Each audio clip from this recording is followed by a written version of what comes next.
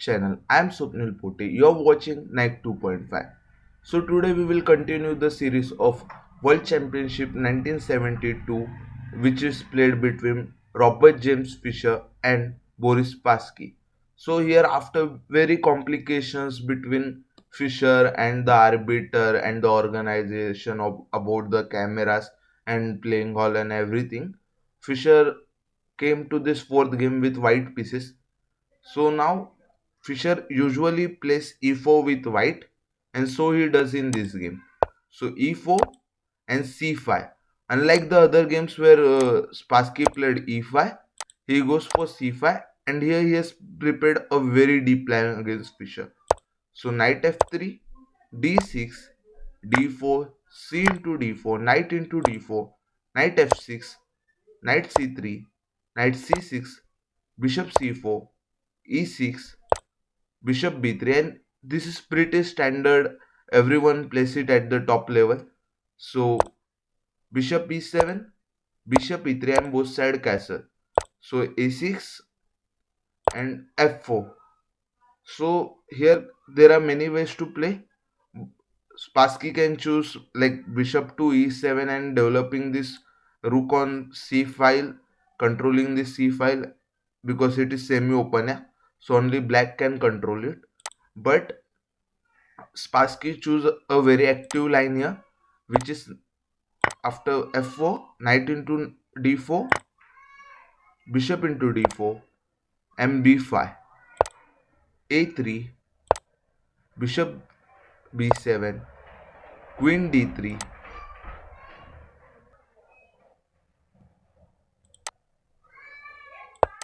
a5, and you can see this a5 move. This is very aggressive move, and you can see the deep preparation they used to make at those time, because this is the move which is suggested by engine at this time also. So the point is, this pawn is hanging. So if what if knight takes this pawn? So basically the knight was protecting this e4 pawn, and now you have lost one support. So I can just take this pawn, and you don't want to lose your e pawn for the b pawn. Yeah, so this is not working. And also, after there is need to tell this, because after queen into b5, obviously Spassky will play is bishop a6 and attacking this queen and the rook. So queen has to be moved, and something like queen to g4 can be played.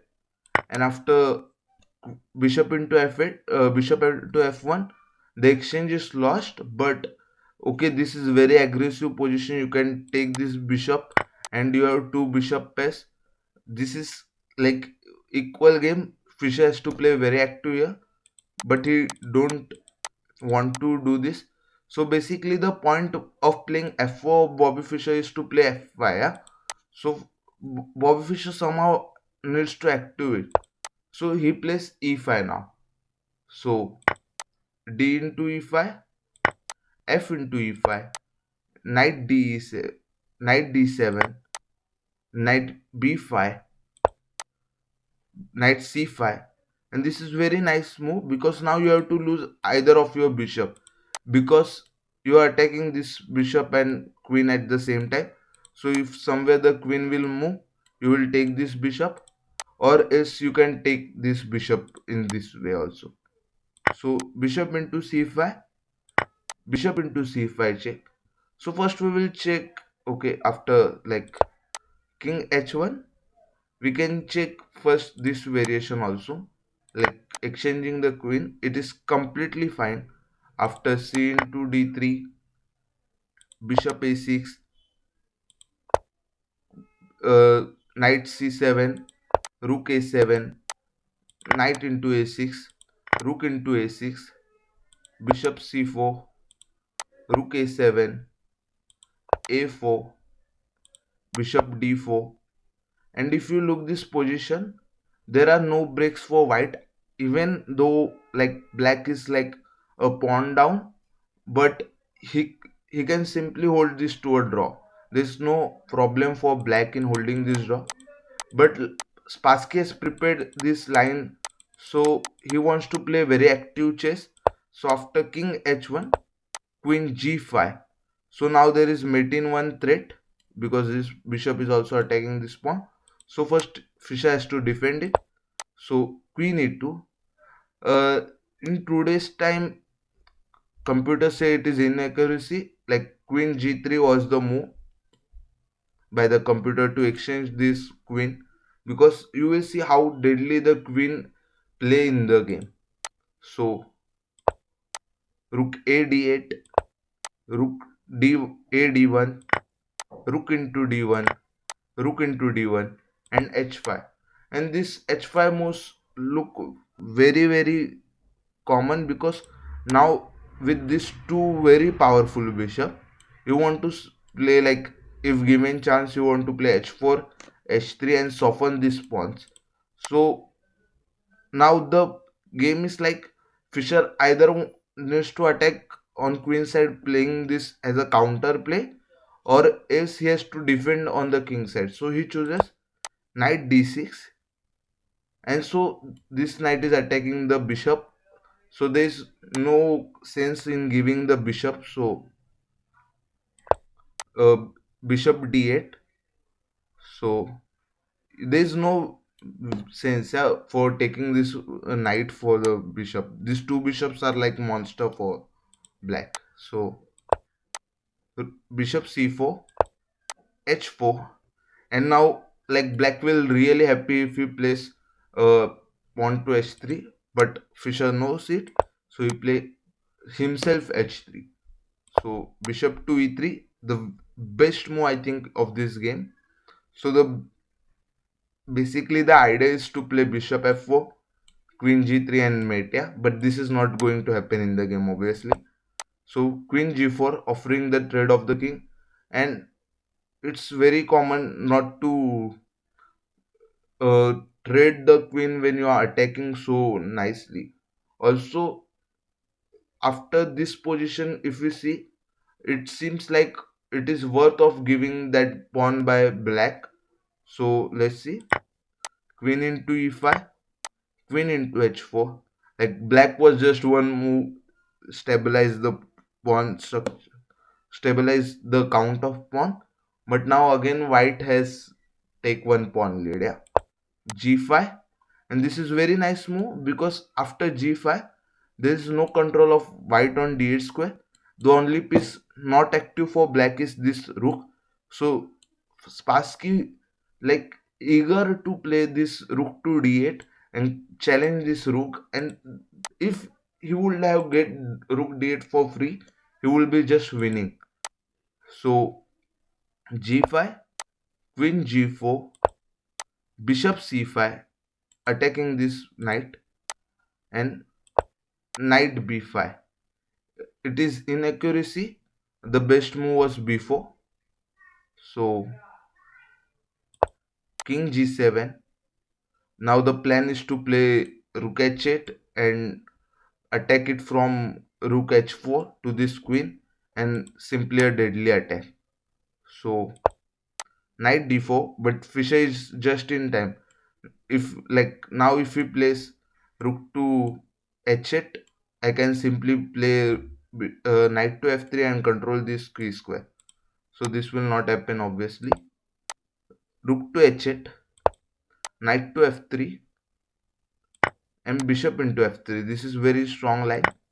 Queen into f3 and bishop d6. So I want to show some interesting thing here. So in this position, the best move is here rook to d8, which was not played in the game, because even though Spassky has prepared this variation, he was so deeply calculating it, he was so low on time, it is simply impossible to see this rook d8 idea. So the point is to play this rook d8 and pressurize this knight. The reason why I stop it here, because now you will see why rook d8 is important, because now to defend it, you have to play pawn to something like c3. And remember this c3 move, because now the variation we are going to see in the game, you will remember why this rook d8 move is important. Because anyhow now you want to go to rook h8 and play the same variation happen in the game, but with the pawn on c3. Now I will show why it was important to play first rook d8. So after knight f3, bishop into knight f6, f3, queen into f3, and bishop d6. So queen c3. This was my point. So when you play queen to c3, it pins the queen to king, and now the attack is lost. Yes, you are threatening mate in one, but now you can't because the queen is pinned. So you have to take this queen. Yes, the pawns will be doubled, but it is completely fine. So if he has played like rook to d8, some rook to d8, then Fisher would have played pawn to c3, and there is no square for queen on c3. So it's very deep. So queen into c3, b into c3, bishop e5, attacking this pawn. So rook to d7, and the plan is to take this pawn because the pawn is pinned to the key. So king f6, king g1, bishop into c3, bishop e2, bishop e5, king f1, rook c8, attacking this pawn, bishop h5, rook c7, rook into c7, bishop into c7, a4, king e7, king e2, f5. So we can see how Bobby Fischer just placed his pawn on the opposite color of the opponent's bishop. So the bishop can never attack these pawns. So that's the pawn. So f5, king d3, bishop e5, c4, king d6, bishop f7, and bishop g3. And after c5 check, both agreed to the draw, because if you take this pawn, I will take this pawn, and opposite color bishop endgame is drawn, because the thing is this bishop can't cut this bishop, so there is no way to win in this position. So both player agreed to the draw after c5 check, and this game was actually brilliant because you can see Spassky's preparation. He's playing black against Fischer, where he has lost one game, and it's very amazing. And there were a lot of controversy also before the game, like Fischer was asking like there should be no cameras and all, and like after all this controversy you prepares one game which is so nice, and today's engine agreed to it. So if Spassky would have find that rook d8 idea, it will be just an amazing like immortal game, because you can see that c3 square weakness and all. So there is no square for the queen on c3 and all. Very helpful game to improve your understand long term understanding. Like you calculating further for five moves, okay, that queen c3 move can be met by rook d8. So they I will bring such further analysis of this championship.